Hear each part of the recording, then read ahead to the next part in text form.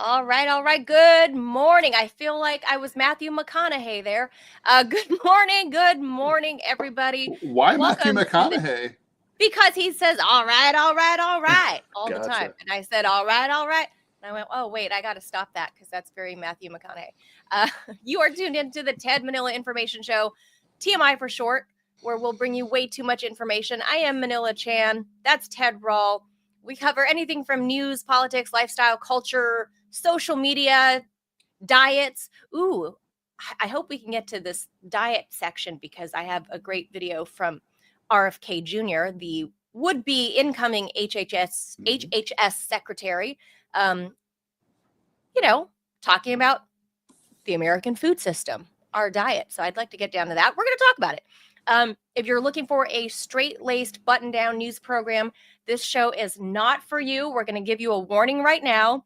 You might want to turn the volume down if you're at work because some F-bombs occasionally fly, some other curse words, so it's not really safe for work. So if you are easily offended, this is not the program for you. We talk about stuff you want to hear about, and then some stuff you didn't know that you wanted to hear about. And then when you learn about it, you're like, oh, I'm glad Ted and Manila told me. We are live Monday through Friday at 10 a.m. Eastern, so be sure to like and follow this show. And of course, we would appreciate any kind of support, whether it's financial or just simply following the show. If you're watching it and not following, do us a favor and hit the like and the follow button. Become a subscriber on YouTube. That is free. And the term subscribe on Rumble is different. That is where if you are on the desktop version, you can go into the chat, and at the bottom of the chat, you can hit the subscribe button and you can become a monthly supporter for just $5 a month. A month. That's less than your tall caramel macchiato, blah, blah, blah, gooey, gunky stuff that you buy at Starbucks per day. You can't even buy a tall per day. Just saying. I don't know. I don't go to Starbucks, Ted, so I think that's Really? about right. No Starbucks for you? Really? Why not? I like my own coffee better. Me too. And also, the CEO of Starbucks is a major Zionist. All right. Zionist coffee for you. Yeah, I don't do Zionist coffee. So I've made that a rule for a very, very, very long time. So Interesting. Yeah, so I don't go to Starbucks. I only go there when I need a place when I'm traveling and I need a place to work. It's my home office away from home. Yeah, I mean, that makes sense. Only if there's like no choice or people are like bringing Starbucks and they're like, here's a Starbucks. I personally try not to patronize if I can, but I'll probably get in trouble for, BDSing Starbucks. So whatever. I don't know. I feel like YouTube is going to come down on me for like, oh, you don't go to Starbucks? Like they're a top advertiser on, probably true. Could be. Probably true. I don't know. All right. You are watching the TMI show. It starts now, Jaws.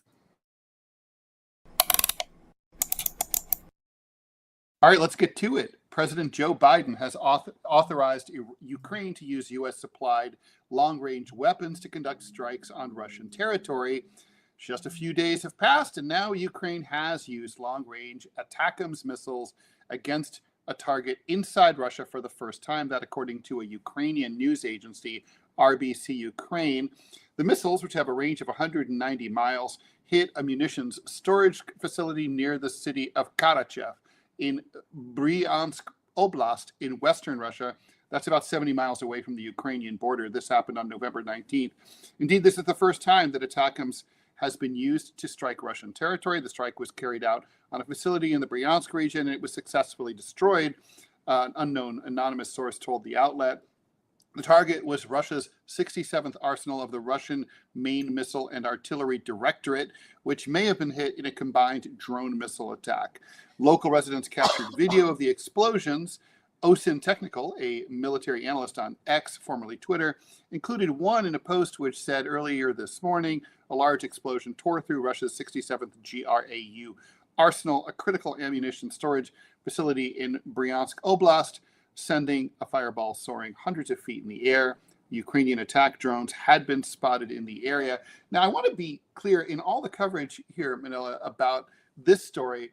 There's something missing, and I think it's pretty pertinent to why it's controversial and why Russians might take a even dimmer view of this particular attack than previous attacks, which is namely that the Ukrainians don't know how to guide ATACMS missiles. So they're guided by American military personnel. So quite reasonably, Russia thinks, well, when an ATACMS hits us, that's not really Ukraine firing a weapon at us. That's really the U.S. And what's the word that they're not? Oh, right, wrong. That's the word that they're not.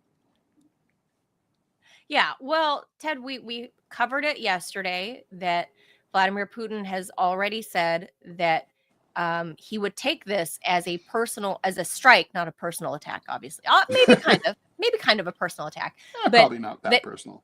But not that personal. We're just doing war here. It's not personal, But I think what he said is right, that he would view this as the U.S. becoming a direct belligerent in the war.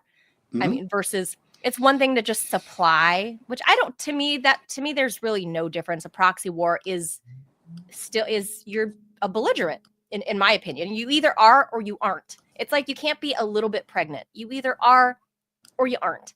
And I think the U.S. has been a belligerent in this war from the onset, and including provoking it. That's true. So what kind of measured approach we're going to see, and I can almost assure you that it will be a measured approach, but my problem is with our administration and Joe Biden's outgoing administration trying to not only muck it up for the incoming administration, but literally I feel like there's a part of that they're doing this because they hate the idea of Trump coming in so bad that they would rather risk and wager World War III than to have Trump come into power. Maybe just a little bit, I feel like. Well, it's a major asshole move, right? I mean, the thing is, it's undermining the administration, the foreign policy on a very important issue of the incoming administration, which, frankly, in my opinion, is in this particular matter a superior foreign policy than the one that's currently in place. But I guess that's neither here nor there. But they, look, for people who are like, oh, Manila might be exaggerating. Look, it does risk World War III because Russia has changed its nuclear protocol to say that any attack on Russian territory by a nuclear-armed power is, even if that attack takes place using conventional means, which ATACMS are conventional weapons, which is to say non-nuclear, is considered an attack by a nuclear power, and it authorizes the president of the Russian Federation to launch a nuclear attack against that belligerent and or its allies. So this is, according to Russian policy now, and the U.S. knows this, it is completely possible, that right now as we speak, Putin is entering the launch codes to fire nuclear, ICBMs at New York and Washington. I mean, and that would not be something that we weren't warned about. That is a risk that the U.S. and Biden took when they made this order. Clear, now, I don't think that's going to happen. We're not saying that, right, to be clear, we're not but saying that he is doing that. But it is theoretically possible according to Russian policy and their internal rules, right? Like this would be true even if Putin dropped dead and there's a new president. This would still be the policy. It's not like Putin's thing. It's not his personal this is Russian. I mean, the policy can be changed. It was changed before, but this is where we stand now. And Biden's rock and roll. What could go wrong? I mean, let's give him an early Christmas present. Let's give the son, you've been asking for these for a long, long time, and I'm not going to be POTUS for much longer. I think that's how he's talking to Zelensky. He's like, all right, son, all right, you've been a good boy, little Vlad. You've been a good boy. You know what? For Christmas this year, how about 6 ATACMS? Yeah, well, and the Americans to guide them. I mean, that part is always left out. And I think if most people who don't really have a strong opinion about this war were to read that and say, wait, the U.S. troops wearing American military uniforms are firing at Russia, that should give you not pause. That should absolutely terrify you. Yeah, this is a serious escalation, I would say, because it does make the U.S. If we weren't already complicit, Ted, this is definitely being complicit because the U.S. is guiding them. Because remember, the Ukrainians not only are they low manpower, right? But remember when they were asking for like F-16s and we're like, our guys can learn to fly them in like 3 minutes. Don't worry, they'll just throw them in the cockpit. Give us some F-16s. Yeah. I think the same thing is happening here. They're like, give us the ATACMS. Well, we'll figure it out. Don't worry. And the U.S., saw that they weren't doing so great in flight training, so they're like, okay, we'll give them to you, but we'll put the training wheels on. We'll guide you, son, on how to use them. So this is a major escalation, and I think this is a terrible, terrible thing that the Biden administration is doing on the way freaking out. They would rather risk World War III than hand over the keys to the White House to Donald Trump. Well, they're going to hand the keys over whether they like it or not. Well, speaking of which, President-elect Trump confirmed that he will declare a national emergency to carry out his campaign promise of mass deportations of migrants living in the U.S. without legal status. Of course, we talked about this here on the TMI show yesterday, and we had a good discussion. Seems like this seems to be a worst case scenario. Following up that discussion, Trump pledged to get started on mass deportations on day one. He said, on day one, I will launch the largest deportation program in American history to get the criminals out, he said during a rally at Madison Square Garden back in the closing days of the presidential race. I will rescue every city and town that has been invaded and conquered, and we will put these vicious and bloodthirsty criminals in jail, then kick them the hell out of our country as fast as possible. Well, looks like he's on his way to doing that. Already, he's tapped several immigration hardliners to serve in key cabinet posts. South Dakota Governor Kristi Noem was in between dog killing to be picked for Homeland Security Secretary, pending Senate confirmation. Former acting ICE Director Tom Homan is now going to be the border czar. Homan previously discussed his vision for mass deportations, saying they would first concentrate on expelling criminals and national security threats. He didn't rule out deporting families together. On Monday, he told Fox News America Reports he's heading to Mar-a-Lago this week to put the final touches on the plan. Homan reiterated his plan to take the handcuffs off ICE, ramp up arrests, though he noted that he'll need more resources to carry it out, and said there are a lot of what ifs. So I've been asked 1,000 times, how many people can you remove the first year? Well, how many agents do I have? He said, can we bring rehired agents back? The ones that are retired. Retired, not rehired. I don't. That's a typo in the article. Bring them back and rehire them. How many buses do I have? How much money do I have for airplanes? Right? Can DOD assist? Because DOD, which is the Defense Department, can take a lot off our plate. That's a lot of what ifs. Although we've had so many mixed reports, including yesterday, Manila, about whether the Defense Department would actually be involved. I don't know. You could declare a state of emergency, but my understanding is that would require invoking the Posse Comitatus Act in order to deploy U.S. military forces on American soil, which really would be a radical. It's legal, but it's definitely within the legal system an authoritarian move that harkens back to the Civil War. Lincoln used it in order to sort of suppress domestic dissent and also to try to keep Southern sympathizers from agitating in the North. He was not exactly big civil liberties guy, but I guess you could say he had good reasons not to be. But he had things to do, let's just say. This is definitely, for people who are advocates of immigrants and migrants, and particularly people who just sort of view this kind of stuff as, an issue about humaneness and humanity, there could be some really ugly scenes early next year. Oh, for sure. I don't know if it would be any uglier than, if you remember, like in the 90s during the Clinton years, the Elian Gonzalez case, Cuban boy. Very well. Mm-hmm. I mean, that was like that was like a very visceral memory for a lot of people, right? Because like here's this the look of that little boy, terrified, right? Mhm. With men with guns ripping him away from his uncle's arms, or maybe it was his aunt's arms. And he's just this tiny little toddler, right?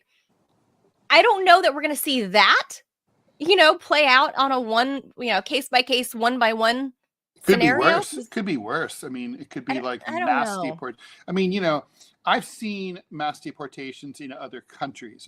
Oddly, I was in Tajikistan on the border with Afghanistan. I happened to see a bunch of illegal Afghan immigrants to Tajikistan being returned to Afghanistan. They were all in a bus waiting at the river crossing to be returned to Afghanistan. And, it didn't help that it was in the middle of a hot war at the time in 2001.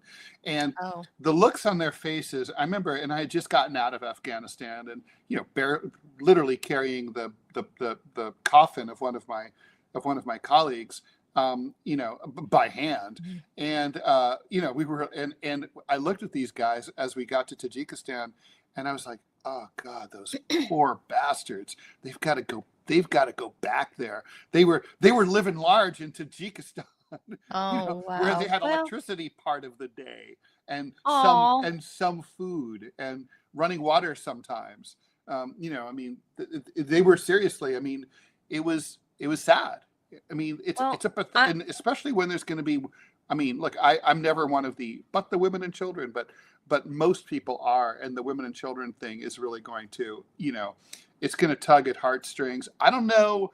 I'm curious and I'm skeptical as to whether the Trump administration will be able to stay the course, because this incoming president-elect is so obsessed with approval and popularity, that like bad optics and looking bad is not going to be something he's going to be very, if he I sees his don't know. approval I don't know about that. ratings plunge, he might not stay the course. I don't know about that, Ted. I think the numbers that we saw in the way of Latinos and even suburban white women voting for him, because Oh yeah. let's be real. Those are the NIMBYs that Yeah, came out to vote for him. For sure. I saw them. But Manila, it's one thing to vote for something. It's another thing to see it, right? I mean, like, there's a reason that like the Germans killed all of their victims, outside of Germany, right? In Poland and places like that. Because it would have shocked people, civilians in Germany, to see what was going on.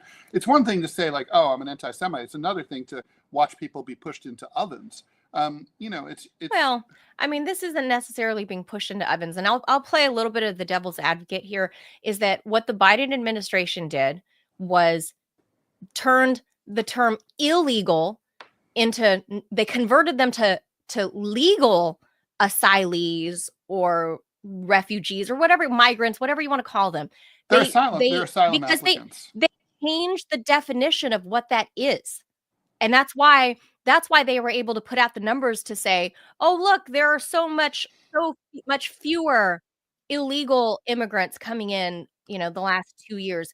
Well, yeah, that's because you guys changed the definition of what illegal migrant is and made everybody that's sneaking across the border, you made them go through the app and whatever. And now you're all legal migrants. And now you're all waiting in this backed up judicial system that we have, right? So if you just if you call everybody that comes here without, having put their name on the list, if you just call everybody legal, then of course there's no illegal crossing. So it's not that I'm against all of these people, and I get it. Like, I get why they're fleeing and I get why they want to come here. But at the end of the day, a lot of these people are not supposed to be here. And they didn't go through the normal channels like people like, for example, my family in the 70s that were fleeing actual war, right? A lot of these people coming from south of the border are not fleeing actual war. They're if anything, they're economic migrants. And I get that they're looking for a better life. And the vast majority of them are not criminals. The vast majority of them are not terrorists. The vast majority of them are not going to rape and pillage your family. That's not going to happen. But at the end of the day, the crime was them coming through the border in the first place. And just because when they're met at the border, the Biden administration changed the definition. I mean, sure, technically under this administration, they're no longer breaking the law, but the law that's been in place forever and ever. Oh, you're on mute, Ted. There's no technical. The law is either the law or it's not. Right, the he law, changed right? it. He changed They it. changed the I'm law, so saying that's the law. they changed the law. So now they're not illegal. But the status quo law, as we had to control the influx of millions of people at this rate, I think there are social and economic issues that really that the vast majority of left-leaning bleeding hearts like yourself, Ted, that people don't want to see or don't want to address is, for example, what we see in England, right? With the murder of those little girls doing a Taylor Swift dance class or whatever. Even though the boy that killed them was British born, his parents were probably legal immigrants at that, but that's not the point. Their whole thing was talking about how many migrants or immigrants who emigrated, even if it was legal, to the UK, and the influx of all these new people into this society, this Western society, and that their cultures are perhaps incompatible with British society. And there's been a lot of clashes, right? And we see that with the soccer hooligans, and we see, all of that. There are a lot of societal things that are incompatible with the American way of life, and all these people are not going through the proper channels. They're not getting, not only not vetted, but they're not going through where you would have in local communities when they are placed somewhere. Maybe say it's a church like my family, right? Where a church organization would help you acclimate to American life. Like, here's what's, it's the social norm here, and here's blah, blah, blah. There's none of that infrastructure, that human infrastructure in place. So I think that's why wait. I mean, that's not really seeing the true. uproar. I mean, there's not enough human infrastructure, but none is an exaggeration. It's not enough. There are fair. groups that are right, and there's family, but members. not enough. Vastly There's not enough. I mean, and look, obviously, the whole history of immigration into the United States has always been, fraught. People are always worried about the failure of, there's not enough assimilation. It's hard for new arrivals to fit in. They don't learn the language. I mean, if you go to the Tenement Museum in Lower East Side of Manhattan, which is a museum of where a lot of immigrants arrived, from Ellis Island, you'll see letters to the editor, saying, oh, these fucking Germans, they don't want to learn our language. They just speak German. Their kids are like little street urchins and ruffians. And then it's like the Irish, they don't, they're never going to learn English. And they say it, the Italians, and obviously it's always a little rough for the first generation. But when you say, the American way of life, I mean, the point is the American way of life changes and becomes, it adapts and adjusts and it evolves and in most cases improves because of the arrival of new people from overseas. I'm all for that. I get that. I remember like doing I said, the infrastructure isn't there. But I remember doing radio in LA, and people would complain about, Mexican immigrants, and I was like, all of Southern California would look like a thousand Oaks, boring as shit. It's like the Poltergeist, where they call it Poltergeist. It's like, if it wasn't for the Mexicans, there'd be no good food. I'm all for the taco trucks at every street corner. There would be no cool culture in Southern California if it wasn't for Mexican nationals, right? Or who would come over. Well, look. Last thing I'll mention, though, Ted, and I'm seeing this firsthand, right? And I appreciate that there needs to be a way for new immigrants, people that emigrated here, right? Emigrated here with the E, that they should celebrate their own culture, their own languages or whatever. But there is a fine line between also adapting to American culture. And I'm not saying you have to do like all the Asians in the 70s and 80s did, that they come to the US and suddenly your name's Sally or Jenny or Susan.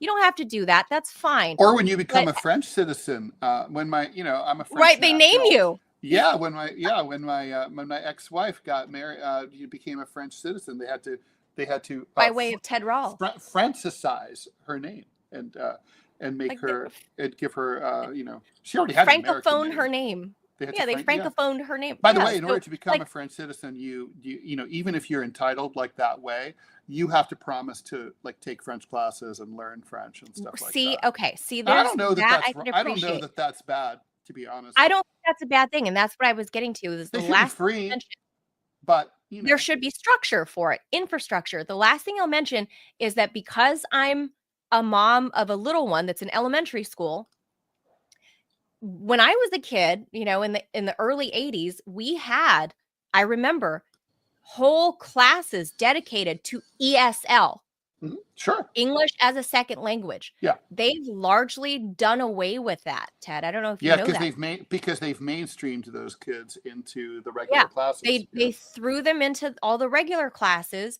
So So as a means every to, class now has two teachers, right? There's the teacher and there's the and a, co-teacher. like a teacher's aide. Yeah, like a Yeah, well, aide they or call her they call something. her, usually it's a her, the co-teacher. Yeah, it is. And so, but here's the thing is they don't necessarily speak the language of all the ESL kids that should be in Sure. ESL. And the problem I'm seeing is that they have watered down the instructional courses for things to make sense, to even, I don't want to call them the lowest common denominator, Well, but that's that's always largely what what it is. classes Like, do, and look, frankly, you know, I'm going to come off as an elitist. It always bugged me that, you know, I mean, we didn't have mainstreaming when I was too old to have for that, but but still, every classroom inevitably, and I defy any teacher to tell me different. Every classroom moves at the speed of the slowest student. right, That's just right. just the case, and But so it's a problem. that wasn't my personal experience, but I'm certainly seeing it now in my son's schooling, which is why I'm considering homeschooling at all, because there not only are there language barriers that the teachers have to go through because of the influx of new immigrants into the communities, but I think this is what the whole Trump movement was addressing, is that this is a problem, a societal problem. And I think he's just riding on hyperbole about, oh, they're killing and mass raping everybody. They're not any rapier than a white American. No, studies have shown that they commit crimes in smaller proportions than native they're not as U.S. rapey. citizens. Yeah. All right, we got stuff to go. Let's go, because we got more controversy here. All right, this story made my blood boil, by the way, Manila. As Gaza's hunger crisis continues to worsen, organized gangs are stealing much of the aid Israel allows into the enclave, operating freely in areas controlled by the Israeli military, according to aid group officials, humanitarian workers, transport companies, and witnesses. Officials said that criminal looting has become the greatest impediment to distributing aid in southern Gaza, home to the vast majority of displaced Palestinians. 90% of all Gazans have now been displaced. Armed bands of men have killed, beaten, and kidnapped aid truck drivers in the area around Israel's Karim Shalom crossing. That's the main entry point into southern Gaza, according to aid workers and transport companies. The thieves, who used to run cigarette smuggling operations throughout the year, but are now also stealing food and other supplies, are tied to local criminal gangs, residents say. Now, contrary to what the IDF says, the gangs are actually rivals of Hamas, and in some cases, they've been targeted by remnants of Hamas's security forces in other parts of the enclave. And Hamas, in other words, had been providing security, but then the IDF was shooting the Hamas police officers, so security started to break down, and that's where we've gotten to where we are now. An internal UN memo obtained by the Washington Post concluded last month that the gangs may be benefiting from a passive, if not active, benevolence or protection from the Israel Defense Forces. One gang leader, the memo says, established a military-like compound in an area that is restricted, controlled, and patrolled by the IDF. In other words, the IDF is facilitating the theft of food and other supplies by these gangs. You don't say. In the latest major incident, 98 out of 109 trucks carrying UN food aid from Karim Shalom were ransacked by armed men overnight over the weekend, according to UN humanitarian agencies and Gaza businessman Adam Shuhaibar, who had 8 of his trucks in the convoy. The looters shot at the trucks, and detained a driver for hours, he said. A statement from UNRWA, the UN Agency for Palestinian Refugees, said the attack caused injuries to transporters and extensive vehicle damage. Muhammad Hadi, UN humanitarian coordinator for the occupied Palestinian territories, said Gaza is basically lawless. There is no security anywhere. Israel is the occupying power, he said, so this is on them. They need to make sure that the area is protected and secured. Now, the Israelis have always been weasels about Gaza ever since they withdrew their settlers back in 2005, I think it was. They said, well, we're not really the occupying power. They are the occupying power because they control all the borders and the sea entrances. But now there's no question that they're the occupying power because they've invaded and they occupy it. So, you know, there's not. Yeah, but according to Mike Huckabee, Ted, Palestine isn't real. It isn't a thing. And there's no such thing as settlers. They don't exist, Ted. So right. I don't know what you just read us right now. I know the thing that's so funny about like that whole argument is like they'll say, Zionists will say, well, Palestine was never a country. I'm like, so? that's not a point. It's not relevant. Or there were never people called Palestinians. Well, first of all, they're the Philistines. But there were. But it's like, but even if there hadn't been, so? What's so your what? point? Israel didn't exist either as a country until the 1940s. Yeah, they're lying and saying that they've been there continuously for 3,500 years. It's like, no, you weren't. Like, well, you were there in tiny, minutia, single-digit percentage of the population. Sure, yeah, no question. But you've never had a dominant. I mean, basically, the Jews were tossed out of what is today Palestine 2,000 years ago, 1,900 years ago, and they were there in very small numbers until the Ottomans, the end of the Ottoman Empire and all that. I mean, I know the history. I mean, it's like, but anyway, it's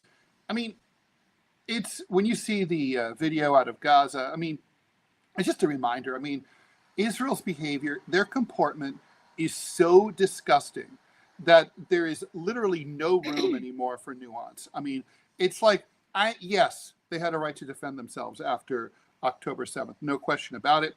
This is not defense. It's not self-defense. This is, you're raping and pillaging. You are engaged in ethnic cleansing. You're plundering. You are, well, they are, the Israelis, the soldiers have been raping the locals. So there's that. So it's really gross. I mean, I can't add anything more to that, Ted. I mean, the article in and of itself says everything there. Damning. I mean, it's just disgusting. Like, everybody knows that this is happening, and the Biden administration, when they really, really could do, they did something wrong with the Ukraine thing, obviously with the attackums. You could do something really right here. You guys are you're on your way out. Like, who gives a fuck anymore? You can do something right at least once. You could do something right.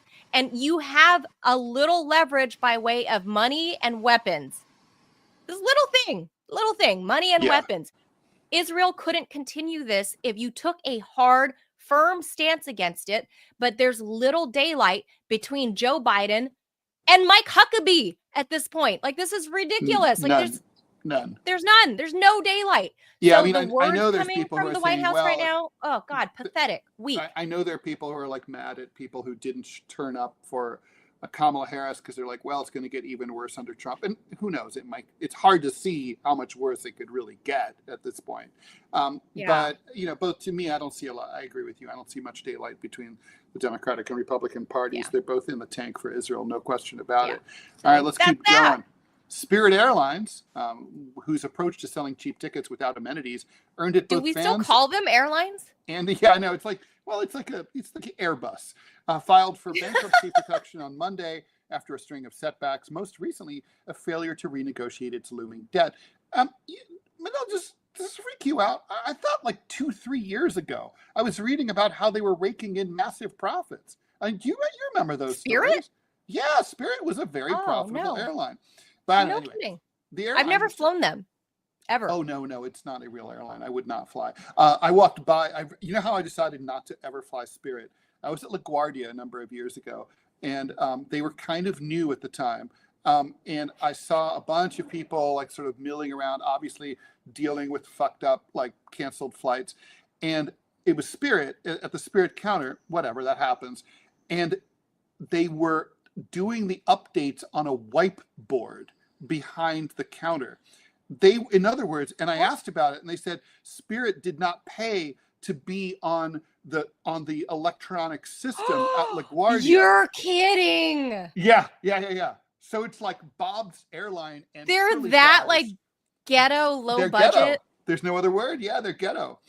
So like, my God, I've never flown and then them. it's literally like, okay, all right, no, and I was like, okay, that's totally terrifying. I mean, what else are they skimping on, when it comes to safety? Anyway, the airline, which last reported a profit in 2019, has had trouble finding its footing after a federal judge blocked a merger with JetBlue in January. I'm so happy that didn't go through, because I fly JetBlue sometimes, and I don't want it to be... I used to fly JetBlue. I don't want it to be Spiritized in any way. Spirit has also struggled to capitalize on the recovery from the pandemic due to intense competition, engine problems, and other factors. The company filed for Chapter 11 bankruptcy protection here in New York City. It also announced an agreement with bondholders to restructure its debts and raise money to help it operate during the bankruptcy process, which it expects to exit in Q1 of next year. Spirit, which has lost more than $2.2 billion since the start of 2020, published an open letter to customers. I don't know if that letter was like written on a whiteboard or whatever, saying that flyers could use all tickets, credits, and loyalty points as normal. So in other words, Spirit's not going out of business. If you're so unfortunate as to hold tickets for Spirit Airlines, they are still going to stay in business, sadly. And yeah. So what you're telling me is if someone gifts you like tickets from Spirit, they're not really your friend. Is what you're telling me. That is exactly right. That's exactly what I'm saying. And finally, the married. This is like totally. This is on the Yucko meter. This is at least an 8. The married MSNBC hosts Mika Brzezinski and Joe Scarborough drove half an hour from their home in Florida on Friday to meet with an old friend turned enemy, Donald Trump. Even for talk show hosts, elections have consequences. For those asking, why would we go speak to the president-elect during such fraught times, especially between us, I guess I would ask back, why wouldn't me? Brzezinski told viewers on Monday, disclosing the meeting for the first time. Oh, can I answer that question, Mika? Let me answer that question. Because you're a hypocritical piece of shit, and you look like you're selling out after going on and on and on and on about how Donald Trump was the devil. But now, because your ratings have cratered after following the election, you want to be relevant, and you want to try to slither back into the Donald's good graces. It's gross. That's why Joe and I realized it's time to do something different. Yeah, at a very convenient time, right? And that starts with not only talking about Donald Trump, but also talking with him. Why don't you also talk to Chase Oliver and Jill Stein? That'd be more interesting, frankly. Right. Stop maligning everybody. The meeting at Mar-a-Lago was their first in-person encounter in 7 years. Scarborough said that the group had discussed abortion, mass deportation, threats of political retribution against political opponents, and media outlets, and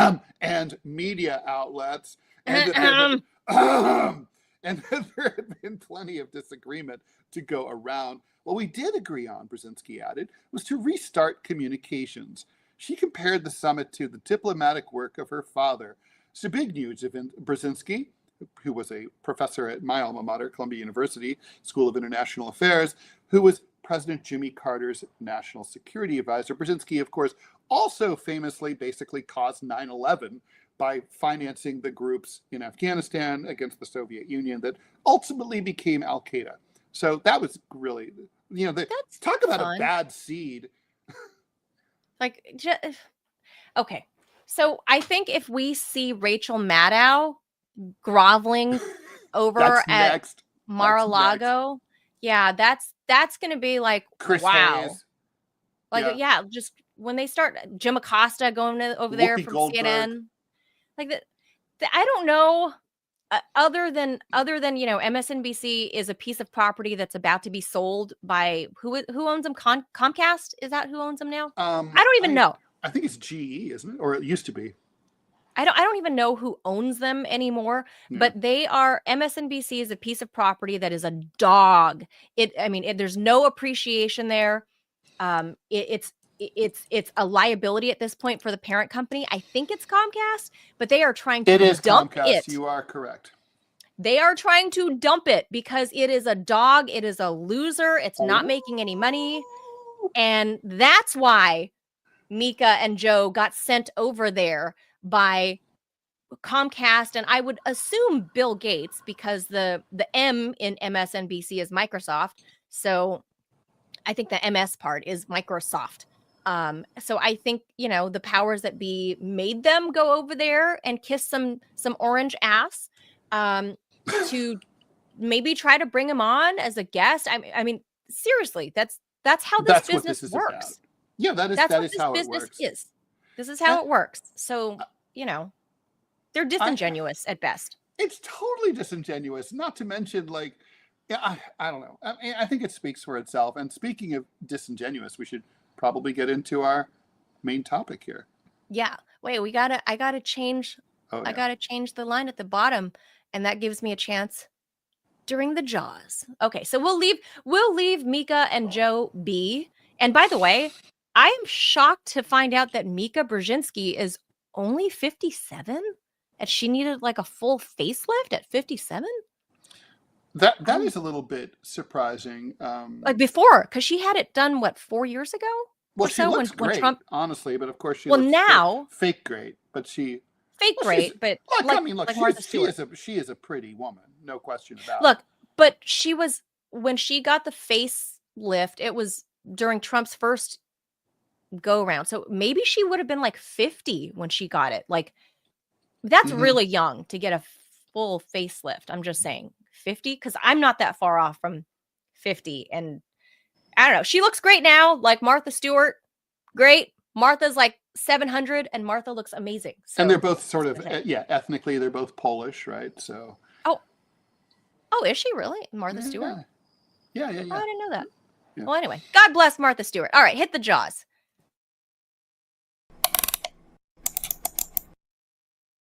A smear, the dictionary says, is a word or statement applied to a person in order to degrade, blacken, or make unjust or unfounded accusations. I know a little bit about that, and I may get into my personal experience in this story. But first, the lead in today's New York Times, a story titled "How Tulsi Gabbard Became a Favorite of Russia's State Media," is a textbook example of a smear, relying on guilt by association, reading into similarities between her opinions and those of American adversaries like Russia, assuming the worst about her while taking her enemies' statements at face value, and twisting reality into a pretzel to normalize insanity and marginalize the facts. The Times piece shows you how state-sponsored media propaganda works in the real world, in this case, as part of a concerted effort to sabotage President-elect Trump's nominee for Director of National Intelligence. Missing, by the paper's own account, no doubt in order to avoid yet another costly libel suit, like the one that they're facing from Sarah Palin, is any evidence whatsoever that Gabbard is actually a Russian asset or has done anything wrong at all. Times editors obviously assume that few readers will read beyond the headline, or if they do, will read with the skeptical eye of a veteran journalist. And that's probably true unless they listen to us here on the TMI Show. Let's dissect the smear campaign against Tulsi Gabbard in order to showcase how mainstream corporate media outlets undermine reputations and lies. I'm going to read a few little segments here. First of all, let's start with the headline, which is probably what 90% of all Times consumers will read and not go beyond. How Tulsi Gabbard became a favorite of Russia's state media.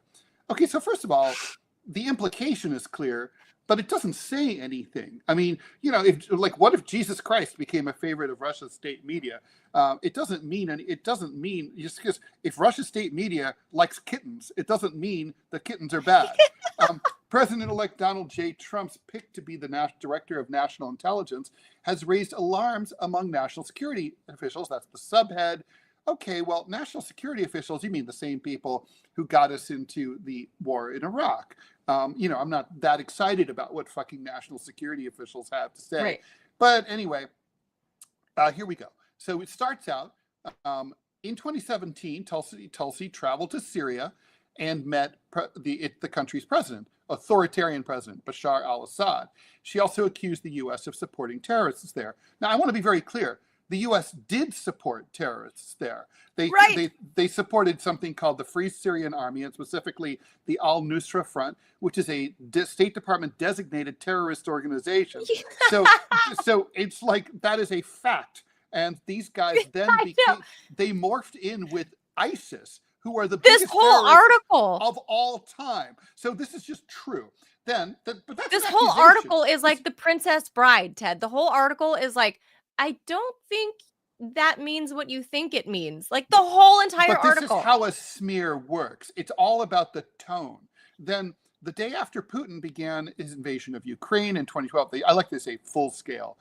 Full scale. That's talking points. As opposed to what? A half-assed invasion? Gabbard blamed the U.S. and NATO for provoking the war by ignoring Russia's security concerns.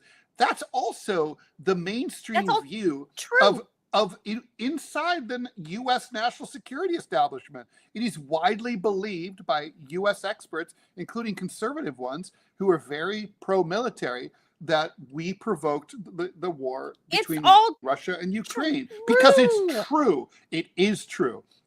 She has since suggested that the U.S. covertly worked with Ukraine on dangerous biological pathogens. They did. Victoria Nuland told us on the stand. Correct, and was culpable for the bombing of the Nord Stream gas pipeline in September 2022. That's probably almost certainly true as well. European prosecutors and U.S. officials say that the sabotage was carried out by Ukrainian operatives. They're lying, unlike Tulsi. By the way, Tulsi Gabbard really disappointed me. She's a fake peace advocate. She's a fake progressive. Sure. I don't really like her as much as I used to. She turned out to be sort of full of shit. But this is a smear. So I'm not like in the tank for Tulsi Gabbard. I wouldn't, but I'm not in love with Tulsi like I was. This is all bullshit though. And I think fair is fair. Fair is fair. Yeah. So here we go. Ms. Gabbard's comments have earned her sharp rebukes from officials across the political spectrum in Washington. In other words, all the cool kids are against her, who have accused the her establishment. Here we go. This is so funny. Who have accused her of parroting the anti-American propaganda of the country's adversaries. So is parroting anti-American propaganda bad if the anti-American propaganda is all accurate? I would say no. Right. It's like, okay. Here we go. Wait, you have to cheerlead the Iraq War, Ted, or else you're just anti-American. That's Correct. How all this started. That's how this all began. If you're not an insane warmonger, then you're, unqualified to be DNI. You hate your country. If you don't love war, you hate your country. You're anti-American. You're not American. Her selection to be DNI has raised alarms. Because she's embraced a worldview that mirrors disinformation straight out of the Kremlin's playbook. Well, where's the disinformation? They never no disinformation has been stated. Right. So now here we go. Obviously some lawyer. I highlighted it right there. Some lawyer at the time said, no evidence has emerged that she has ever collaborated in any way with Russia's intelligence agencies. Okay, so that's really crucial, right? So she's been accused of being a Russian asset by Hillary Clinton. Liz Warren called her, not a Russian asset, but something similar to that. Right. Okay, so anyway, instead, Gabbard simply seems to share the Kremlin's geopolitical views, especially when it comes to, how, there was that old joke, reality has a liberal bias. Well, it may be that international reality has an anti-American bias because American foreign policy is really rancid. Shit. Okay, anyway, then it says, okay, in Russia, the reaction to her potential appointment has been gleeful, blah, blah, blah. Well, okay, let's just say that's true. I don't know that that's really true, but let's say that is true.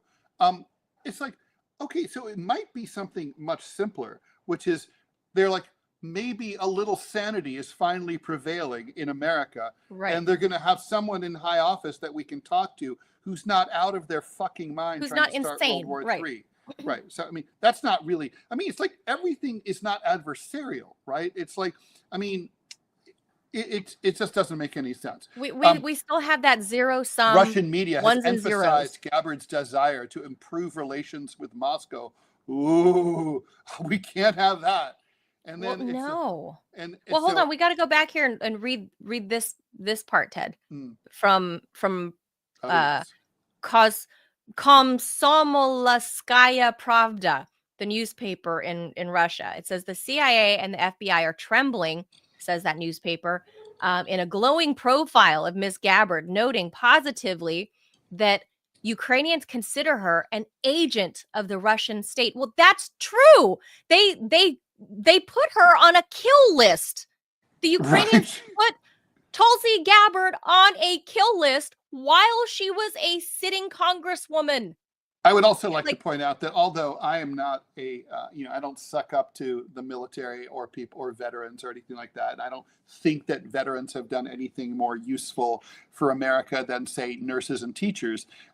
Quite the contrary. It is still within their own construct. This is a woman who has served in the U.S. military. She was honorably discharged by all accounts. She was able and capable. No, she's not discharged. She's still a lieutenant colonel today. Okay, so she's still like active. She's still active, and like, so how dare they? Anyway, so Gabbard fits an overall pattern of Trump breaking with much of the post-Cold War consensus, says Jonathan Tubner, the chief executive of Filter Labs.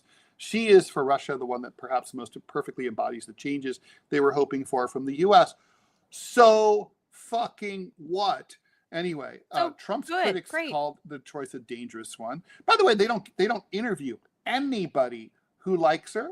They don't ask Trump or any Trump people for comment. They can't find any progressives who say like there's nothing wrong with this. They can't find. Literally, it's such a hatchet job. And this was the lead story in today's New York Times. I mean, this is so scurrilous, but this is how a smear works. It's all by insinuation.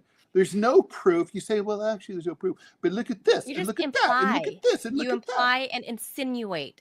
Yeah. You know, it's like the Alfred Hitchcock way of writing a shit article, a shit hit piece, is by letting the viewer, or in this case, the reader, connect the dots themselves and jump to their own biases. Now listen to this. This Ruth Ben-Giat, professor of history at NYU. This is an amazing, like, if then. I love this.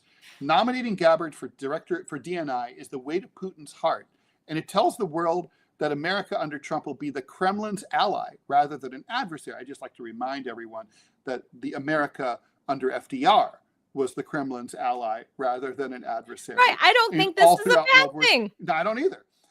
But anyway, I think that would be great. I would love to be the Kremlin, to have the U.S. and Russia be allies. Be friends. I want the U.S. to be allies with everyone. Okay, like really. And so anyway. Wouldn't that be nice? And so, in other words, if then, and so, we would have a national security official who would potentially compromise our national security. But please tell me, please explain to me, riddle me this. How does it follow that if the U.S. somewhere were to become allied with Russia, that would compromise our national security? In fact, I think it would probably greatly increase our national security, because we would be turning an enemy into a friend. Am I missing agree. Something? We're in upside down world. So her and so we're going to compromise we're going to be at risk now with Tulsi Gabbard in there because she wants to be fucking friends with other people. Like, what the fuck is that? No, like that makes no sense in common sense world, Ted, but in the whole, let me harken back to 2 paragraphs ago when they were saying a post-Cold War view of the world. The problem is the rest of us do live in a post-Cold War world, and we expected America and Russia to be friends because the Russians had actually reached out their hands to be friends, including with directly when Putin was the prime minister. He tried to reach out to, make nice with Clinton, and Clinton was like, yeah, bro, that's not happening. We're just sit over there. Just sit over there, young Vlad. Let me continue a little bit. This war and suffering could easily have been avoided. Oh, wait. So here we go. Since then, she has broken with the Democratic Party and drifted towards a conspiratorial view of the world and American power in it. I continue, no break here. What exactly is this conspiratorial world of view that they're talking about?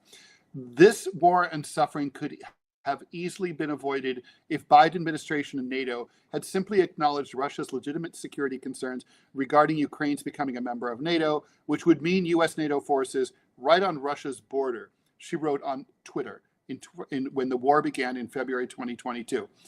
Okay, so you might disagree with that assessment, but there's nothing, which I agree with it 100%, but where's the conspiracy? I mean, what's conspiratorial about that? This is just, and there's no, I mean, it's like, do you even know what a conspiracy is? Like, it's like, yeah. I don't even understand. Facts are now fiction in this new clown world that we're in. Facts are fiction. If it doesn't comport or fit in your whatever fucked up narrative you have, and that's just what we're witnessing. And the New York Times, like, for God's sake, they're talking to a small sliver of what's left of their audience, because people like me, growing up in the 80s and 90s, I had big dreams of like wanting to move to New York and working at the New York Times, but that quickly went away by the time I was in college in the early 2000s, because they've just chipped away at their credibility during the Iraq War. And that's when I went, oh, I don't dream that anymore. And this is more evidence of that. This is just more like, what are they even writing here? What are they even saying? Right? Like, well, I don't even know. And they just go on. What's really crazy it just goes on and on. If you know anything about history, you're just like, okay, so almost everything she says, except for being sort of anti-gay in some respects, right, is true, right? Like, so she says, she criticized the Obama administration for failing to properly call out Islamist extremists. She also questioned evidence showing that Syrian forces used chemical weapons in an attack that killed dozens. Okay, that's been debunked. Seymour the Hersh whole narrative that never happened. It did. It's been debunked. Happen. It's been Aaron debunked. Aaron Mate was on the ground and he debunked that. Aaron Mate went there and debunked all of this and just all of this. So like I said, like everything that they have said from the get-go that they think is maligning her, anybody that knows the actual facts about what happened is like, yeah, but that's all true and that's all good. So what are we even talking about in this article? And then, of course, her appearances were regularly picked up by Russia's state media, including the international network RT, which promoted her critiques and lauded her with headlines such as Tulsi Gabbard dares to challenge Washington's war machine. Okay, sounds accurate to me. And Biden wants regime change in Russia. Ex-Congresswoman. That's all true. That's also true. They said it. There's no secret that Biden wanted to overthrow Putin, right? No secret at all. He said it. Biden himself actually said this about Vladimir Putin. A bunch of times. And yeah, a bunch. It's not one time, not two times. The policies are pretty clearly, that's what their goal is, right? And Victoria Nuland, repeatedly, when she was still in her official capacity, repeatedly said this on the stand, during testimony, over and over. So this is how the smears work. When I'm not going to make this all. We're short on time, and I don't want to make this about me. But most people who are listening know that I sued the LA Times for libeling me, and that judges, for the most part, sided with me throughout this case. And when they wrote about me, they were like, "Oh, basically, we can't trust what Ted Rall had to say about cops, and because he has criticized cops many times in the past." And I'm like, but I've never said that I didn't criticize cops. You know what I mean? Like, there's literally Ted Rall said that the police are often violent against civilians. I'm like, they are. Well, because Ted Rall said that they are often mean to people of color. I'm like, that's well established. It was like, that's how this is written, where you're sort of like, you're in some kind of weird echo chamber where it's like you're in Wally World. You're in a strange place. I don't get it. You're saying a bunch of things that are true and that are being countered by liars. And then we're supposed to side with the liars, even though we know they're liars. Right.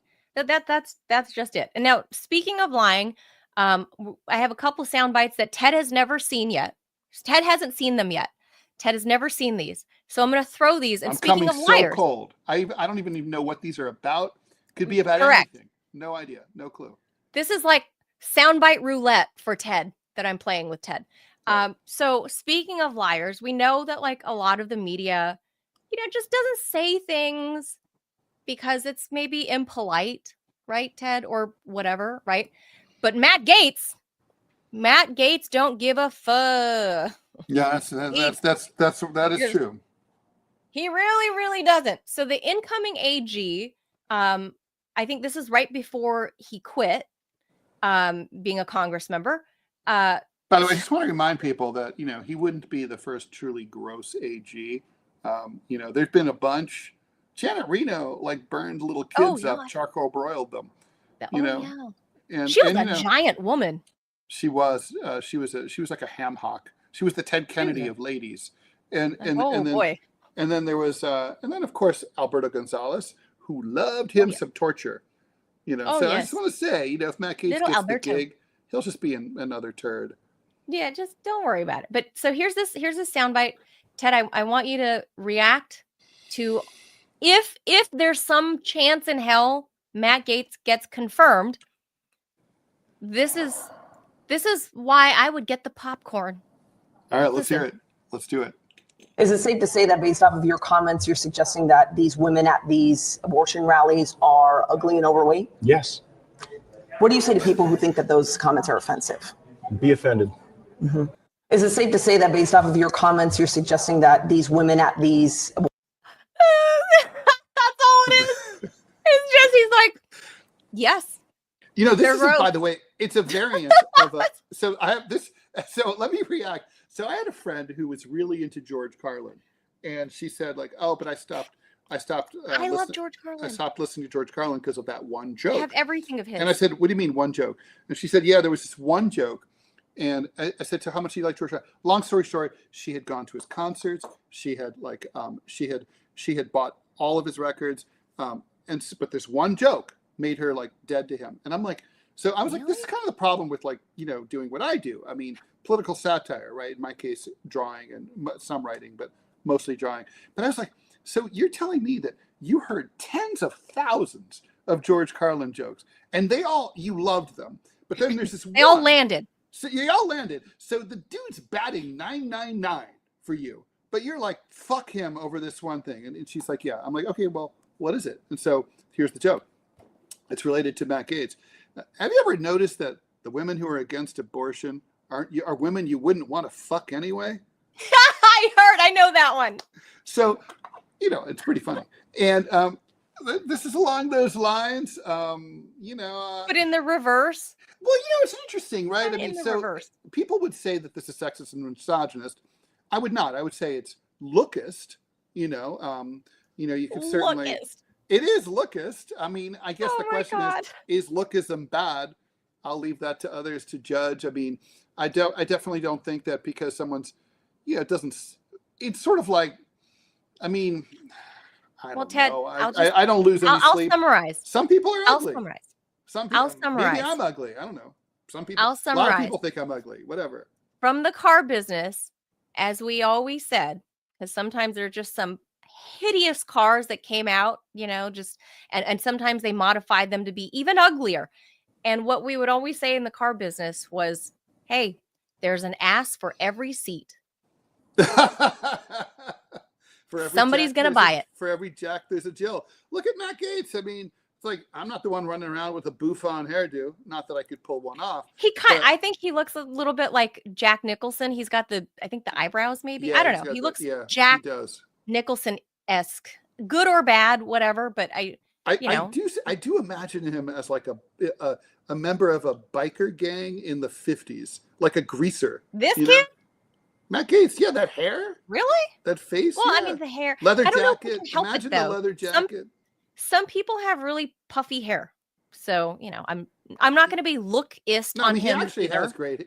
So- It's a nice head of hair, no question. It's a good head of hair. It's a good head of hair. True. It's kind of puffy, and the sideburns are a little long, but like it's whatever. He's pretty typical. Whatever. Looks like a bro from Florida to me. I would expect him to be more orange, but okay. Let's move along to this one. So, the family portrait that everybody, or family picture that everybody's talking about, right?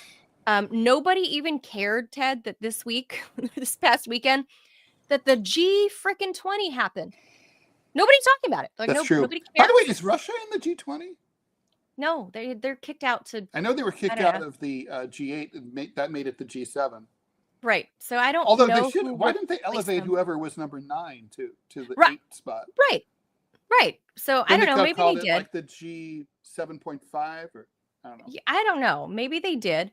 But so here's this family portrait or photo, and listen. This is C-SPAN. Okay, C-SPAN. So they're nonpartisan. They're just kind of there, right? Filming for posterity. Yeah. Sure. Just posterity. Listen to the cameraman and the female producer. Okay, listen.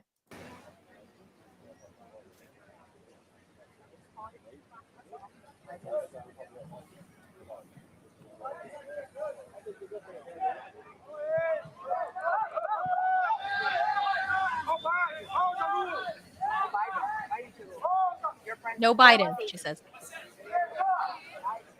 telling Biden. They're telling him to wait for Biden, guys. Oh my God.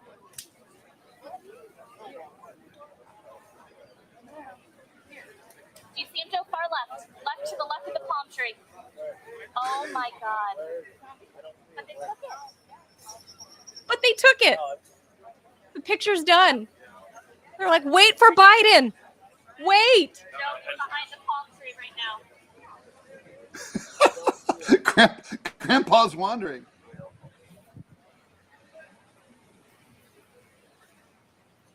C-SPAN is looking. Their cameras are looking for Biden. The female producer's like, he's behind the palm tree. Behind the palm tree. Is he hiding behind the palm tree? Is he like what's he doing? Where? But they took the picture without him, is the point. They took the picture without Joe Biden. He's Joe. Right there. She's like, right there. There he is. He could go missing anytime. This would be like that. This would be like that movie Dick about Nixon, where he goes on wild adventures with his new friends. What's your read on this? That the G20 family picture, the last one, this is the last one before Biden leaves office. They Biden, I don't know. They say that Trudeau and Biden were running a little tardy, and that's why they didn't make the picture. But clearly he was there. He got there in time that they could have waited 10 seconds to be like, okay, Biden, let's have you step up. Let's have you run up there, run up those bleachers. He'll probably trip and fall. So what does it say to you that the G19 decided to take pictures sans the leader of the supposed free world?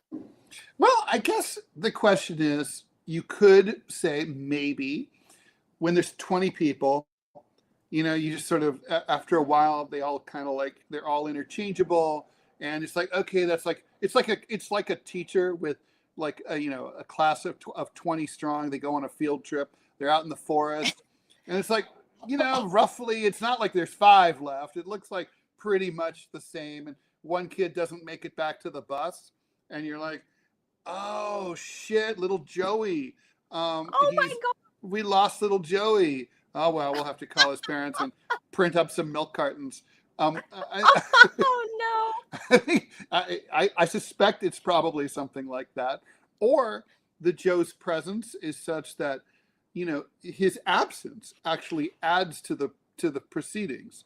Like just by not being there, it felt like there was more people there. It's like he's a net negative. Oh. Well, to me, it just reads like not only does the rest of the G20 not only does the rest of the gang not give a flying hoot about Joe Biden anymore because they're all panicked or worried or whatever about incoming Trump, that they didn't even show him enough respect to give him just an additional 30 seconds to get up there on the risers to get in the last family picture of Joe Biden's lifetime. As they would say in Quebec, the land of Pierre Trudeau, is tant pis. C'est triste. They just did, like, I do feel like that was kind of shitty of them. I do feel bad for Joe Biden here. You should have just waited another 30 what seconds. do you think happened, Manila? I mean, do you think to let Grandpa in? Do you think they just forgot, or they were just like, "Fuck it, we're doing it. We're on a tight schedule." Yeah, I think that's what it was, and they're just like, "Fuck it, we're not even waiting 30 seconds." Even though he showed up and was maybe tour bus. We told you to be back to the tour bus on time. Yeah, if you're maybe. Not here, but according to the C-SPAN producer, the female voice, she's like, "He's right there. He's behind the palm tree. He's behind the palm tree." What is he doing? Why is she saying, "Oh my God"? Do you think? I think because having been in those shoes before, like her, "Oh my God," is probably like, this is his last photo. This is C-SPAN is like, obviously it's American, so they're like, we need the American president in the picture. Get him in there. Get him in there. Just, and so obviously, you know, she's an American producer for C-SPAN. So to paraphrase the famous book about Hollywood, the kid does not stay in the picture. Poor kid, poor old man. And I'm curious to know why he was playing hide and seek behind the palm tree.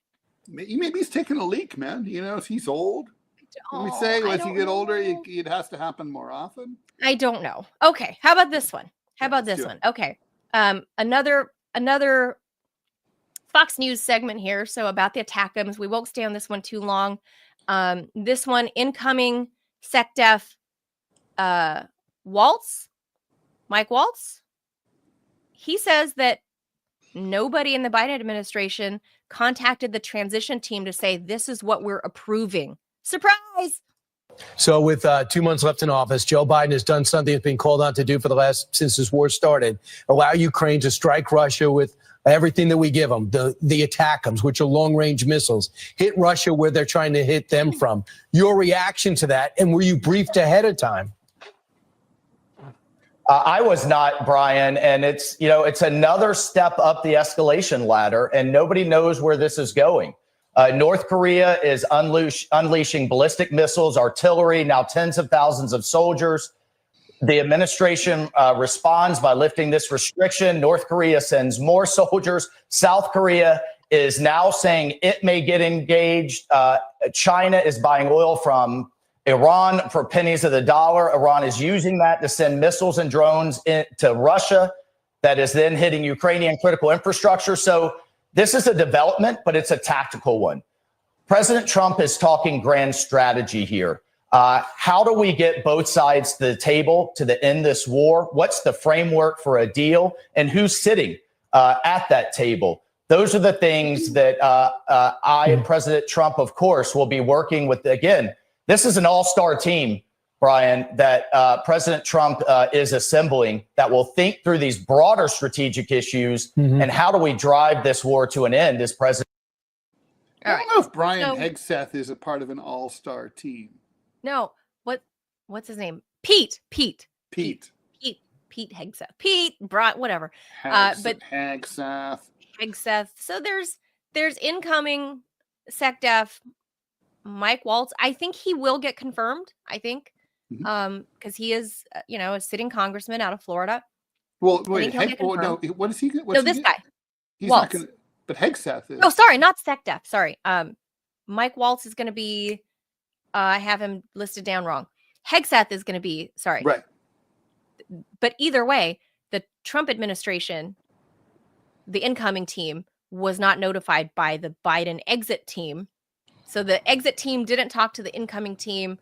And should they be, Ted? Look, I'm not an expert on that, but it's my, normally, traditionally, the White House always consults with, back the Gang of Eight or whatever, key members of Congress and the Senate.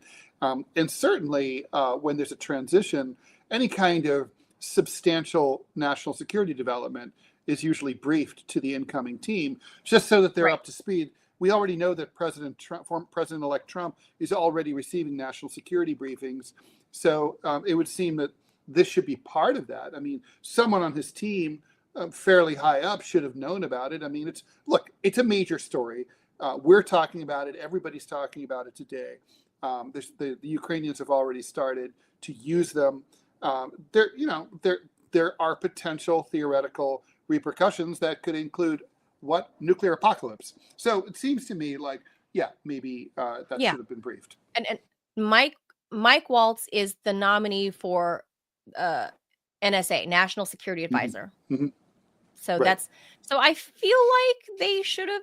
No, he should have been brought in. No question. Right, something if not conferred with, at least notified. So they found out, it seems like, with the rest of the world, that Biden was like, "Merry Christmas, Zelensky. Here's 6 attackums. There you go."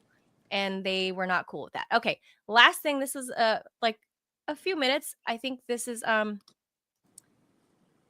fair thing to say about our incoming HHS secretary if he were to get confirmed, because there's a lot of controversy around RFK Jr. too, because Ted, as we know, big pharma, big food, big ag are not really into RFK Jr., No, right? they're not. Because there's so much money involved from pharmaceuticals. Big cash, and all that. giving us all big asses. Yes, big. And so he put out this video this past week. This is what most Americans innocently put into their bodies these days, and most alarmingly, into the bodies of their children. And it's no coincidence that Americans die earlier than Canadians or Germans or Italians or Japanese or Koreans or Australians or most any other comparable country. And it wasn't always that way until the early 1990s. Our life expectancy was the same or better than other developed countries. Then suddenly, more and more Americans began suffering from chronic diseases, from obesity, cancer, diabetes, kidney disease, Alzheimer's, heart disease, and all kinds of autoimmune diseases. Our maternal mortality rate soared to the highest of any developed country on earth. Same with infant mortality. Like the frog in the slowly boiling water, we didn't really notice as we got sicker and sicker. We've grown now to accept chronic disease conditions as normal. But now in 2024, we're finally waking up to this cataclysm, and we're asking ourselves, how in the world did this happen? A big part of it is our diet. Restaurants that serve contaminated food are fined or shut down. But when it's the government that approves the poison in our food, a few people get very, very rich, and the toxins end up in every supermarket aisle. Let me show you what I mean. Doritos, Cheez-Its, Cap'n Crunch. I love Doritos, by the way. Gummy bears are partly made from roadkill, but that's for another time. They also make you poop. That's also a different conversation. Everyone knows that these are junk foods, so maybe you wouldn't be too surprised to see that the ingredients include a lot of poisons, including a harmful yellow dye called tetrazine, or yellow dye number 5. What you may not know is that this dye was originally made out of the sludge that's left over when you turn coal into coke for blast furnaces. It's called coal tar, and I've actually sued many big industries for legacy contamination of coal tar all around the country because it's so toxic and it's so harmful to the environment and human beings. A century ago, it was just an obnoxious industrial byproduct that everybody was trying to figure out ways to get rid of. One of the ways that they did that was by paving roads. But then a British chemist figured out that the coal tar could be used to derive fabric dye. And if fabric dye, why not food? Food manufacturers began using it to cover up the discoloration of low quality foods that they wanted to pass off on unsuspecting customers. They didn't know back then that this yellow dye, tartrazine, causes tumors, asthma, developmental delays, neurological damage, ADD, ADHD, hormone disruption, gene damage, anxiety, depression, intestinal injuries. Well, we know it now. We've known this for decades. That's why tartrazine is heavily restricted in other countries. In some countries, foods with tartrazine have a warning label that it may cause ADHD in children. Today, it's made from petroleum, not coal tar. Either way, it's crazy to add this to your kids' favorite foods. It doesn't even change the flavor. This yellow dye isn't just in junk food.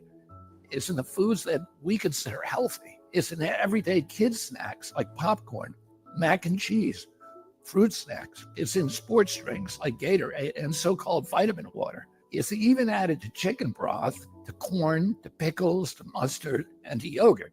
And so, of course, our kids get sick. And we lovingly feed them chewable vitamins, which have, surprise, tartrazine. And so the cycle continues until the coughs and asthma kick in, at which point you go to pick up some cough syrup. And yeah, you guessed it, tartrazine. I've been picking on tartrazine today, but that's just one of at least 100 chemical poisons that our health agencies allow into our children's food. I can make a video just like this to talk about Red 40, BHA, BHD, potassium bromate, chemical after chemical, and on and on and on. If just one of them can cause all of these problems, imagine what they're doing in combination. That has never been studied. If we took all of these chemicals out, our nation would get healthier immediately. We'd have fewer sick days. We'd have better focus. We'd have less anxiety. Our kids would learn more easily. We'd lose weight.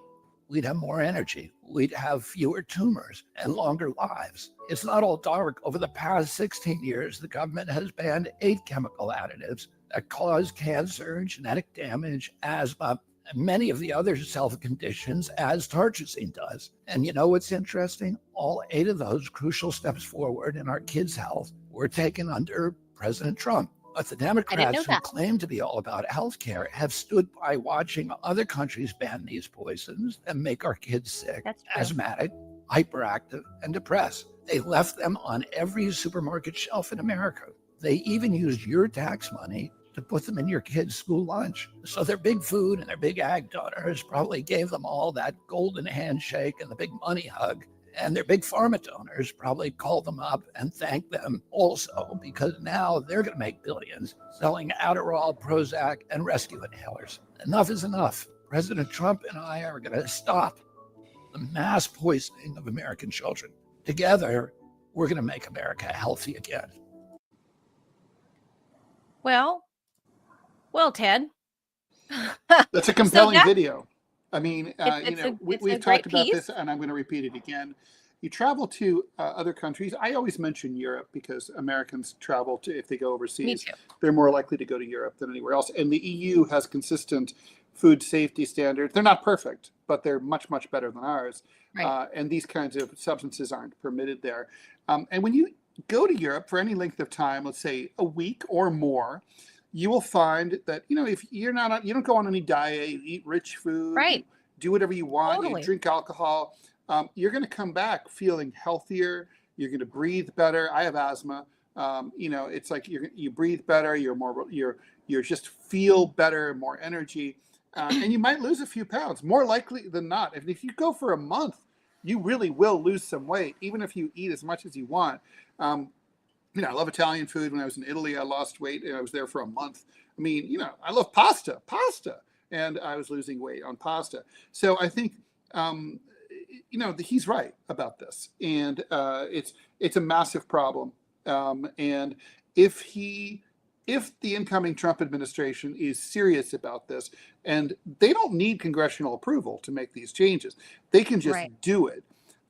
If they do that, it will save tens of millions of American lives. It would be absolutely revolutionary. I don't know if they would ever get credit for it, but God, please, God, do this. please Do this. Like, I'm all on board with this pitch. I don't know how true it's going to prove to be, but as far as the mission, I'm so on board this mission. Like, and this is coming from somebody, like, I'm not a junk food junkie. I generally eat pretty good. And serving size wise, like, I love Doritos. Like, anyone that knows me knows I love chips, but I'm also not somebody that sits there and eats the entire bag in one sitting. You know what I mean? I have a few and it kind of hits the spot and I'm kind of like, okay, I'm fine. And I move on. But if we can do this, but most people are not me. That's the problem. Most people don't have the same self-control. And it's not even, I shouldn't even. And maybe the same, and maybe the same, or maybe the same metabolism. And that too. And I shouldn't even chalk it up to self-control because I'm not actively telling myself no more. It's just my natural, once I'm satiated, I'm fine. I'm just totally fine. I get the craving out and I'm fine. But the problem is all of these foods are actually cheaper than the good healthy stuff, Ted. Yeah. It's more accessible. It is shelf stable. America has food deserts. The FDA needs to address that portion as well, because they have to approve having grocery stores, put in or whatever. The Food and Drug Administration needs to approve that, they give your store a stamp of approval. We need more actual grocery stores in places that have food deserts. And believe it or not, and I know a lot of people are going to say this social issue or whatever and bring up, oh, it's the hood.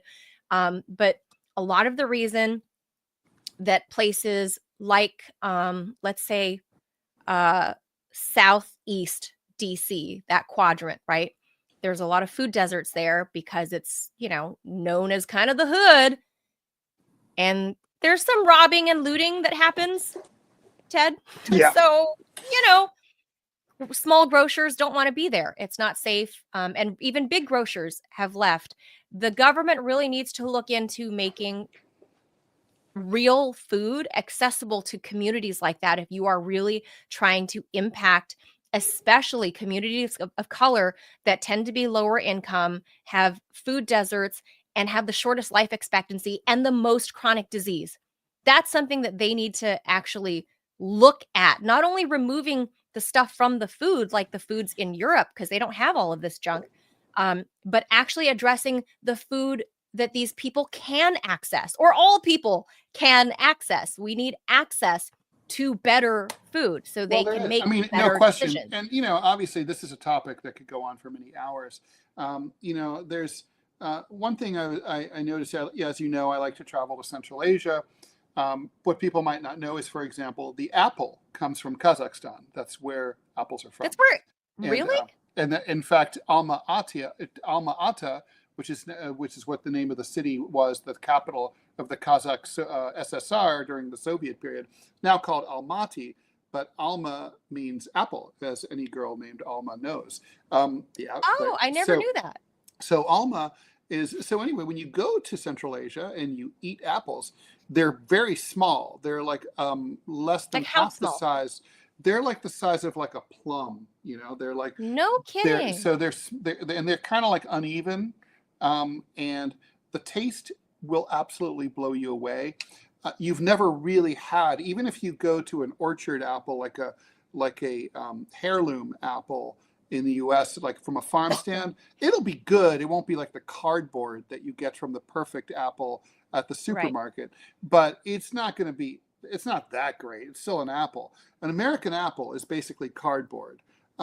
There's no flavor to any of them. No flavor. And in fact, you can basically breed an apple to either have taste or appearance. And obviously we know what American stores have chosen. They go for the appearance. In fact, there's even a supermarket that I used to go to where they had a table for ugly fruit, or ugly apples, they called them. And but the ugly ones taste better. So, I don't know about you. I would rather eat something ugly that tastes good than something that looks great and tastes bad. But that's not the decision we're making. Those, like, we should have those kinds of breeding decisions put into federal regulations, where it's like, you can't breed out all the nutrients and the taste out of fruit. So they're big and plump and beautiful, like our chickens. And like our chickens, like the Costco chickens. And let me tell you, you also would be doing grocery chains like Albertsons a favor, because the problem for them is, like, imagine like you're the CEO of Albertsons or Kroger's and you want to do the right thing. Like, you care about your consumers, but you can't, because if you start putting gross, ugly looking sketchy looking apples out, they're not going to sell. You're going to lose that market share. Let's say Trader Joe's. Trader Joe's. They'll go somewhere else, right? So they have to compete. And so this is where federal regulation can really help, by setting a standard that says, like, nobody gets to have the pretty apple. Like, that's not like allowed. So you're all on the same playing field. And, there's a lot of industries that really want regulation that way. For example, big tech wants federal regulation on AI because they think AI is dangerous and they want guidelines, but they don't want to have to compete against people who aren't following guidelines. Right. So they want the guidelines set. It's maybe it's a little counterintuitive. But And the source of that, Ted, don't forget, are big chem companies like Monsanto or Bayer or whatever, who control the seed, that they control the production at this point. So farmers are forced to use their like copyrighted and trademarked Frankenseed and for it to, and they're forced into it. And then they have to buy, and those same companies sell them pesticides that only their pesticides will work to protect their patented seeds. It's like the iPhone, right? Like, you have to buy, like, well, not anymore, but back then, before, like Apple products only work with Apple products, right? Right. So Yeah. you can't buy interchangeable parts. It's the same thing. It's like, I'm your pusher, baby. It's like, here, let me give you a free sample. You love this. There's it's so like that. much freaking reform to be had, and I really actually do hope that of all the people that could or won't get Senate approval, I fear he won't be one of them, but I really hope that he would be one of them, because like the food stuff is one of my major concerns, both for myself and for, obviously I have a young family. But, and also, can I just point out, if you look at his microphone, I've been bothered by his microphone the whole 5 minutes of this video. What's wrong with it? You see the wire coming straight down and it's clipped on? Yeah. That's wrong. The wire should be looped into a little U and clipped behind his lapel, so the wire is hidden. That's really unprofessional. Whoever did that. That's true. I'm just saying. You're right. You're right. Well, that's a Cheryl situation. I don't know. I'm not going to blame Cheryl, because I don't know if she was there for the filming of this. Well, it could have been that chick from New York Magazine. Oh God, no. Not even as cute as Cheryl, who's twice. Oh, definitely not as cute as Cheryl. The New York Magazine chick is literally half Cheryl's age, and Cheryl is smoking. However, it's interesting, right? Because this is a cute versus sexy thing, and we've really got to wrap this up because we're so long. Yeah. But Cheryl is much cuter, but the New York Magazine lady is hot. She's sexy. No, things get dirty there. Pretty. Cheryl's a very she's prettier than the but there's sexy and then there's cute, and they're not always in the same package. They can be, but maybe not always. Because I'm a straight woman, so I just look at. Come on, what about prettier guys? Aren't there guys who are like the bad boy? The guy's handsome, but maybe there's like no spark, versus like a guy who might like have unconventional looks, but is like he makes you laugh. Or something. Well, it's more than, or he's just got that certain. For us. No, for us, it's for us. For you guys see the crazy hot scale, and you guys are like, oh, we know what that means.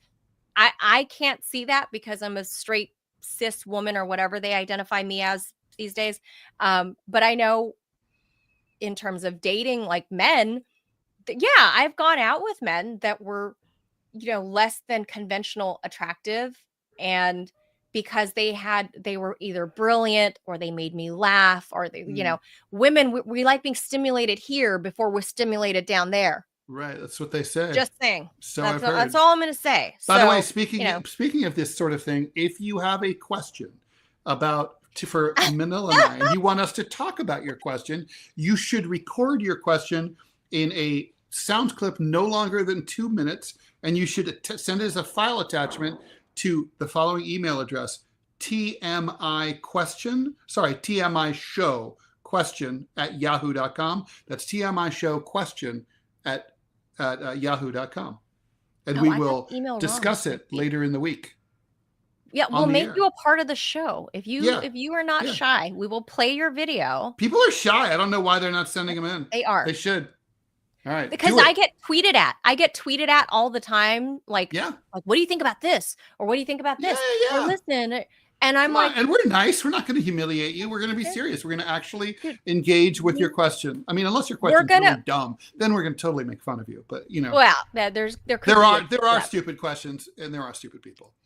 But I will No, say I'm that kidding. We'll be nice. we will be like your BFF that will tell you the absolute truth, because even your BFF won't tell you. Yep. I'm just saying. So TMI if it's Show like question at Yahoo. TMI Show question singular at yahoo.com. We should put it up in a banner at some point so that that's a good idea. I'll do that tomorrow. Okay, Send us the question so you can be a part of the show. We want to introduce like a weekly Friday segment where you're a part of the show, and we'll address whatever question it is. It could be about politics, the news, finance, dating, pet whatever. Care. I personally would love romance and dating questions. I would love those. Yeah, I would love those. I flirted with the idea of writing a cheeky like ethics, coffee table book about dating, politeness, courtesy. Oh, could be that. Could be anything. Landlord-tenant relations. What cities are better to live? What cities are better to live in? What travel advice? We travel a lot. We have traveled a lot. All right. That's going to do it for us. We went over. I hope you guys enjoyed this new like segment. I think Ted and I want to do this occasionally where we poke around, where I ambush Ted with various social media posts and see what he says. Because sometimes, social media has good stuff. And we could do it. We could do it the other way around. I'm sure we could figure out logistics. You're gonna have to find no, because then it won't be a surprise because I'm the one clicking the buttons. No, I'll just give you the links, and you just don't click the links. I have to promise not to look at the links. Yeah. Okay. All right. I can do that. Okay. Cool. All right. That's gonna do it for us. So thank you guys for tuning in. Make sure if you are watching on YouTube that you guys just hit the subscribe button. That is free. And the like button on there, of course, if you're watching on Rumble. Please do also follow the show, hit the thumbs up, smash that thumbs up button.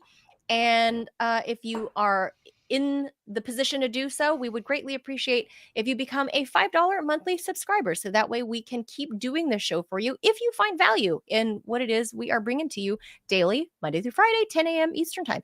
So with that, we will leave that right there and see you all tomorrow. We appreciate you being here. Today was kind of like a fun, like Manila and Ted really digging into everything. And we're going to have go short. I want to see if we can do one of these under 60 minutes. I really do. We'll get there. We're supposed to. We have. We've done it. We've done it. Very little. All right. Little. Very small. Very little. Okay. That'll do it for us. Thank you all. We'll see you guys tomorrow. Adios, amigos. Mañana.